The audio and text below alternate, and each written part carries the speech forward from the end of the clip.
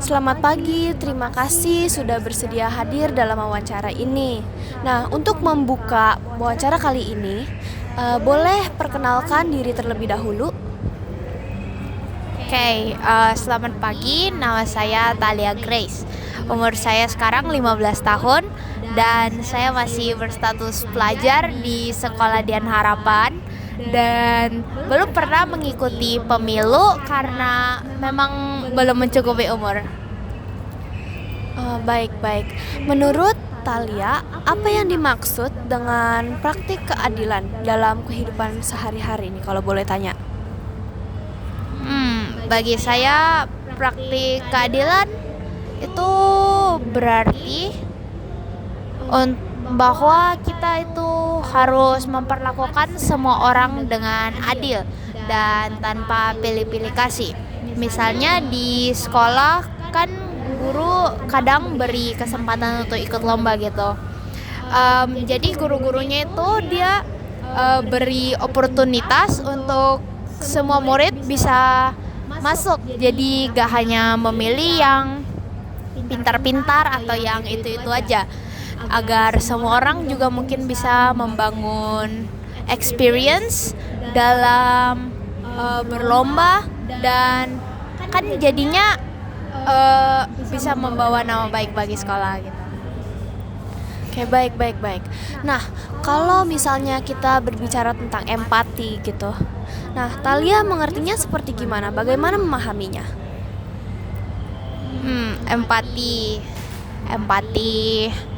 Empati menurut saya itu mungkin kemampuan untuk merasakan apa yang orang lain rasakan ya. Contohnya kayak mungkin kalau ada teman di sekolah dia lagi sedih gitu karena gagal ujian atau gagal lomba atau gimana, intinya dia lagi sedih kan. Kita bisa kayak coba memahami perasaannya dia, jadi bukan ngejek-ngejek, ketawain atau gimana gitu. Jadi dengan begitu kan jadinya dia merasa gak sendiri gitu, dia kayak merasa keterima dan kita itu juga bisa memahami perasaannya dan bukan kayak tanpa empati yang menganggap bahwa semua orang itu sama. Kayak mungkin kalau kita sendiri gagal ikut lomba atau ujian mungkin kayak biasa aja, tapi kita kan nggak tahu kalau orang lain seperti gimana keadaannya gitu. Kayak mungkin dengan dia gagal ikut lomba atau nilainya jelek kan mungkin itu kayak sangat berpengaruh bagi dirinya sendiri. Insight yang sangat menarik ya Talia. Sepertinya kau mengerti sangat banyak tentang empati. Nah, melanjutkan pertanyaan sebelumnya, bagaimana praktik empati itu bisa membantu menjaga keharmonisan tentunya dalam masyarakat sekitar, kayak misalnya di lingkungan atau keluarga atau seperti itu. Kalau orang-orang punya empati, mereka pasti akan menjadi lebih peduli akan satu sama lain dan tidak egois. Jadi masalah kecil tidak cepat menjadi besar gitu, karena kita kayak memberikan usaha untuk benar-benar memahami satu sama lain. Misalnya kalau ada tetangga lagi kesusahan gitu, kita bantu sesuai kemampuan kita dan tentunya itu akan membuat lingkungan menjadi lebih harmonis. Ataupun kayak kalau kita lagi bertengkar sama teman mengenai masalah kecil gitu, kayak mungkin dia pinjam penghapus terus tiba-tiba hilang, kita kan harus berpengertian juga, mungkin dia lagi sedang sibuk dan lagi banyak yang terjadi di kehidupannya, kita kan nggak pernah tahu gitu. Jadi balik lagi dengan jawaban saya sebelumnya, kayak kita itu emang harus peka aja, kayak berusaha memahami perasaan orang lain walaupun mungkin mereka kadang agak susah tunjukin gitu. Oke. Nah, Talia tadi sempat menyinggung tentang penghormatan dan gotong royong terhadap hak masyarakat ya. Nah, menurut Talia mengapa itu penting gitu? Menurut saya itu penting karena tentunya setiap orang kan punya hak yang sama harusnya. Dan seperti hak-hak untuk hidup aman, untuk memberi pendapat, dan juga untuk mendapatkan pendidikan yang setara. Kalau hak itu dihormati, orang kan jadinya bisa merasa dihargai dan juga lebih tenang dalam kehidupan bermasyarakat. Dan contohnya ya, seperti di sekolah, kalau ada guru lagi bicara, kita kan harus menghormati gitu. Soalnya gurunya juga menghormati kita jika kita ingin untuk memberi pendapat. Jadi kita harus melakukan yang sama. Nah, oke. Sebagai generasi muda yang belum bisa ikut pemilu, nah, apa bentuk sederhana dari menghormati hak orang lain yang bisa kamu lakukan sekarang gitu? Tadi kan saya sudah memberi contoh tentang yang di sekolah gitu. Cuman mungkin saya juga bisa mulai dari hal-hal kecil lainnya, seperti tidak memaksa teman untuk mengikuti keinginan saya, dan juga mendengar pendapat mereka masing-masing, dan juga tidak meremehkan pilihan orang lain. Soalnya itu kan sudah bentuk dalam menghormati mereka gitu. Ya. Oke. Nah, izin bertanya lagi. Nah, bagaimana Thalia bisa melihat hubungan antara keadilan, empati, dan juga penghormatan hak masyarakat gitu? Jadi menurut saya ketiganya tentunya kan saling berkaitan ya. Jadi keadilan itu sebenarnya tidak bisa terwujud tanpa adanya empati.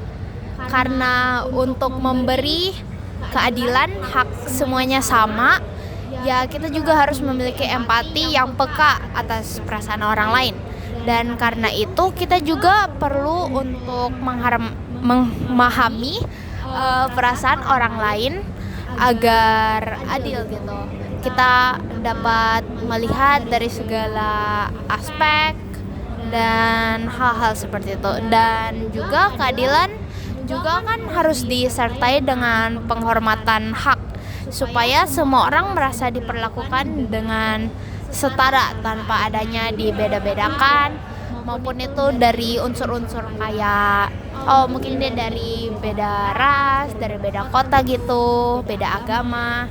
Kita gak boleh membeda-bedakan satu sama lain. Kita harus menerima semuanya dengan baik dan juga dengan hati yang terbuka. Oke, insight yang sangat baik ya Thalia tentunya, terutama kamu masih umur 15 tahun ya. Menurut saya kamu memiliki wawasan yang sangat besar dan juga sangat insightful. Nah, terakhir untuk pertanyaannya, apa harapan Thalia untuk masa depan? Ya, mungkin di sekolah atau kepada orang-orang pada generasi Thalia yang sekarang, apa harapan kamu untuk masa depan terkait nilai-nilai ini seperti pertanggungjawaban, empati, dan juga menghormati hak-hak orang lain gitu? Oke, saya kan masih terhitung anak muda ya.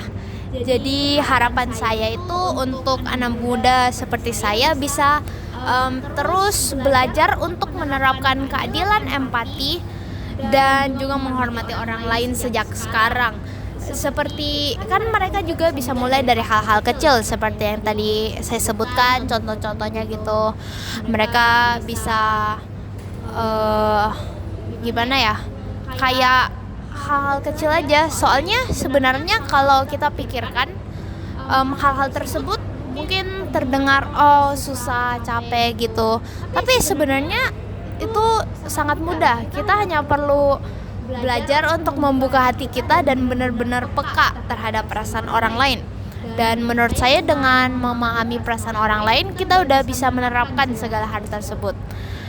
Dan juga jadi kayak ketika udah dewasa, mungkin jadi 2 tahun 3 tahun lagi ya gitu, saya dapat mengikuti pemilu kan, dan mungkin kami bisa memilih pemimpin yang mempunyai nilai-nilai tersebut juga, demi masyarakat yang lebih baik. Karena tentunya pemimpin kita kan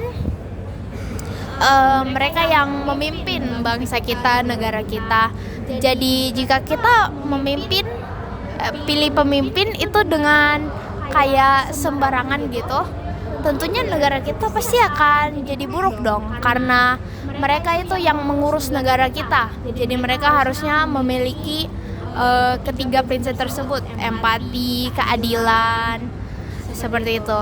Jadi kayak gitu. Jadi pada saat pemilu nanti memilih pemimpin, kita harus benar-benar berpikir lagi kayak apakah mereka benar-benar sudah memenuhi nilai-nilai tersebut.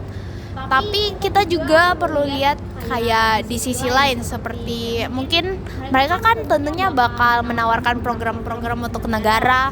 Ya kita juga harus mempertimbangkan hal tersebut, apakah mereka realistis atau gimana gitu. Dan sebenarnya kita udah bisa latihan dari sekarang, kayak di sekolah kan mungkin ada pemimpin, memilih pemimpin stucil gitu.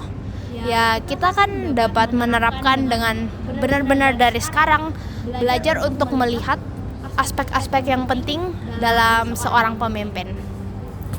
Oke, insight yang sangat luar biasa baik ya. Untuk terima kasih sudah mau diwawancarai untuk hari ini. Apakah kamu ada closing statement untuk menutupi wawancara kali ini? Sebenarnya untuk saya sendiri udah cukup. Dan saya juga gimana ya, kayak wawasan saya juga sebenarnya lumayan kebuka, soalnya kan jarang-jarang bisa kayak memikirkan tentang hal-hal seperti ini yang begitu mendalam gitu. Terima kasih. Terima kasih.